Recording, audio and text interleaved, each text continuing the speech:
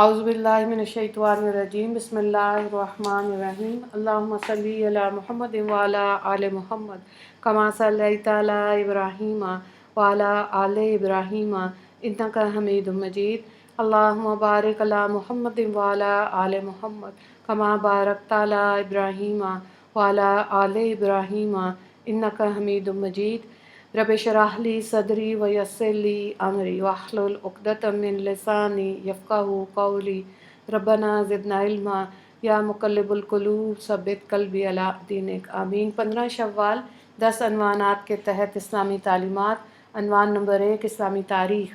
المومنین حضرت سلمہ رضی اللہ تعالیٰ عنہ۔ المومنین حضرت سلمہ رضی اللہ تعالیٰ عنہ پہلے سلمہ بن عبدالاسد کے نکاح میں تھیں اور ان کے انتقال کے بعد حضور صلی اللہ علیہ وآلہ وسلم نے نکاح فرمایا۔ وہ عقلمند اور بلند اخلاق کردار والی خاتون تھیں، زہدانہ زندگی گزارتی اور راہ خدا میں بڑی فیاضی سے خرچ کیا کرتی تھیں، لوگوں کو نیکی کا حکم کیا کرتی اور برائی سے روکتی۔ حدیث سننے کا بہت شوق تھا۔ حدیث میں حضرت عائشہ رضی اللہ تعالیٰ عنہ کے بعد کوئی ان کے مقابل نہ تھا۔ فقہی معلومات، معاملہ فہمی، ذہانت اور دانش مندی میں بلند مقام رکھتی تھیں۔ جلیل القدر صحابہ کرام اور بڑے بڑے تابعین ان سے مسائل کی تحقیق کیا کرتے تھے۔ ان کی رائے کی درستگی اور عقل مندی کا اندازہ اس سے ہوتا ہے کہ صلح حدیبیہ کے موقع پر جب کفار نے مسلمانوں کو عمرہ کرنے سے روک دیا تو حضور صلی اللہ علیہ وآلہ وسلم نے صحابہ کو احرام کھولنے کا حکم دیا۔ صحابہ کرام پر عمرہ کیے بغیر احرام کھولنا بہت شاق گزرا، چنانچہ اس موقع پر سلمہ ہی نے حضور صلی اللہ علیہ وآلہ وسلم کو مشورہ دیا کہ ابھی صحابہ کو صدمہ ہے، اس لیے آپ خود پہلے احرام کھول دیجئے، پھر صحابہ بھی اپنا احرام کھول دیں گے۔ اس مشورے کو آپ صلی اللہ علیہ وآلہ وسلم نے پسند فرمایا اور ایسا ہی کیا۔ اس وقت صحابہ کو یقین ہو گیا کہ اب صلح کی شرائط بدل نہیں سکتے، تو تمام صحابہ رضی اللہ تعالیٰ عنہم نے احرام کھول دیا۔ ان کا انتقال 59 ہجری میں ہوا اور حضرت ابو ہریرہ رضی اللہ تعالیٰ عنہ نے نماز جنازہ پڑھائی۔ عنوان نمبر 2 اللہ کی قدرت، شہد کی مکھی میں اللہ کی نشانی۔ اللہ تعالیٰ نے شہد کی مکھی کو وہ ہنر دیا جس سے وہ پھولوں سے رس چوس کر شہد بناتی ہے۔ اس کے بنائے ہوئے شہد میں انسان کے لیے بہت سے فائدے ہیں۔ اتنی سائنسی ترقی کے باوجود انسان شہد حاصل کرنے کے لیے شہد کی مکھی کا محتاج ہے۔ کوئی انسانی طاقت ایسا کرنا چاہے تو یہ ناممکن ہے۔ یہ اللہ کی قدرت کی بہت بڑی نشانی ہے، وہ ایک چھوٹی سی مکھی سے اتنا بڑا کام لے لیتا ہے۔ عنوان نمبر 3 ایک فرض کے بارے میں، شوہر کے بھائیوں سے پردہ کرنا۔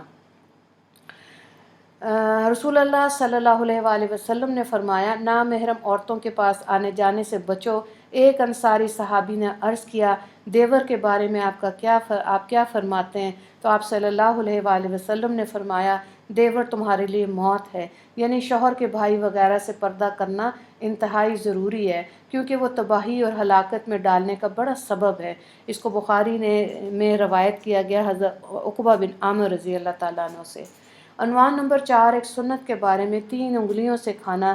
مسلم کی روایت ہے، حضرت کعب بن مالک رضی اللہ تعالیٰ عنہ فرماتے ہیں کہ رسول اللہ صلی اللہ علیہ وآلہ وسلم 3 انگلیوں سے کھاتے تھے اور جب کھانے سے فارغ ہوتے تو انگلیاں چاٹ لیتے تھے۔ مفہوم، کھانے کے بعد انگلیوں کو چاٹنا سنت ہے، لیکن اس طرح نہیں چاٹنا چاہیے کہ دیکھنے والے کو ناگوار ہو۔ عنوان نمبر 5 ایک اہم عمل کی فضیلت، یعنی یتیم کے سر پر ہاتھ پھیرنا۔ مسند احمد میں حضرت ابو امامہ رضی اللہ تعالیٰ عنہ فرماتے ہیں کہ رسول اللہ صلی اللہ علیہ وآلہ وسلم نے فرمایا، جب کوئی شخص یتیم کے سر پر ہاتھ پھیرتا ہے تو اللہ تعالیٰ ہر بال کے بدلے میں ایک نیکی عطا فرماتے ہیں۔ عنوان نمبر 6 ایک گناہ کے بارے میں، یعنی تکبر کی سزا۔ حضرت عبداللہ بن مسعود رضی اللہ تعالیٰ عنہ فرماتے ہیں، مسلم نے اس کو روایت کیا کہ رسول اللہ صلی اللہ علیہ وآلہ وسلم نے فرمایا، جس شخص کے دل میں رائی کے برابر بھی تکبر ہوگا وہ جنت میں داخل نہیں ہوگا۔ کسی نے کہا، آدمی اچھے کپڑے اور اچھے جوتے پسند کرتا ہے تو کیا ایسے کرنا تکبر میں شامل ہے؟ تو آپ صلی اللہ علیہ وآلہ وسلم نے فرمایا، اللہ تعالیٰ ستھرائی صفائی کو پسند کرتا ہے، تکبر کا حق بات نہ ماننے اور لوگوں کو حقیر سمجھنا ہے۔ عنوان نمبر 7 دنیا کے بارے میں، دنیا میں امیدوں کا لمبا ہونا۔ حضرت جابر رضی اللہ تعالیٰ عنہ فرماتے ہیں کہ رسول اللہ صلی اللہ علیہ وآلہ وسلم نے فرمایا، مجھے اپنی امت پر سب سے زیادہ ڈر خواہشات اور امیدوں کے بڑھ جانے کا ہے۔ خواہشات حق سے دور کر دیتی ہے اور امیدوں کا لمبا ہونا آخرت کو بھلا دیتا ہے۔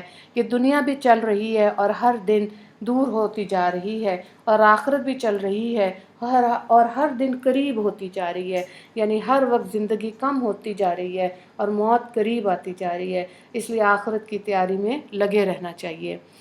عنوان نمبر 8، آخرت کے بارے میں نیک عمل کرنے والوں کا انعام، سورہ شورى آیت نمبر 22۔ قرآن میں اللہ تعالیٰ فرماتا ہے، جو لوگ ایمان لائے اور نیک عمل کرتے رہے وہ جنت کے باغوں میں داخل ہوں گے، وہ جس چیز کو چاہیں گے اس کے رب کے پاس ان کو ملے گی، ان کی ہر خواہش کا پورا ہونا بھی بڑا فضل و انعام ہے۔ عنوان نمبر 9، طب نبوی سے علاج، جوں پڑھنے کا علاج۔ بخاری میں حضرت انس رضی اللہ تعالیٰ عنہ کی روایت ہے کہ 2 صحابہ نے رسول اللہ صلی اللہ علیہ وآلہ وسلم سے ایک غزوہ کے موقع پر کپڑوں میں جو پڑ جانے کی شکایت کی، تو رسول اللہ صلی اللہ علیہ وآلہ وسلم نے ان دونوں کو ریشمی قمیص پہننے کی اجازت دی۔ مفہوم، جوں پڑنا ایک مرض ہے جس کا علاج آپ صلی اللہ علیہ وآلہ وسلم نے اس موقع پہ ریشمی لباس تجویز فرمایا۔ یہ لباس اگرچہ عام حالات میں مردوں کے لیے جائز نہیں، لیکن ماہر حکیم یا ڈاکٹر اگرچہ ضرورت کی وجہ سے تجویز کریں تو گنجائش ہے۔ عنوان نمبر 10، قرآن کی نصیحت، سورہ انعام آیت نمبر 153۔ قرآن میں اللہ تعالیٰ فرماتا ہے، یہ بتائے ہوئے احکام ہی میرا سیدھا راستہ ہے، تم اسی پر چلو اور دوسرے غلط راستوں پہ مت چلو، ورنہ وہ راستے تم کو راہ خدا سے ہٹا دیں گے۔ اللہ تعالیٰ اس بات کا تم کو تاکید کے ساتھ حکم دیتا ہے تاکہ تم ٹیڑھے راستے سے بچ سکو۔ سبحانک اللہم و بحمدک، نشہد ان لا الہ الا انت، نستغفرک و نتوب الیک۔ اللہم اغفر للمسلمین والمسلمات والمؤمنین والمؤمنات۔ السلام علیکم ورحمۃ اللہ وبرکاتہ۔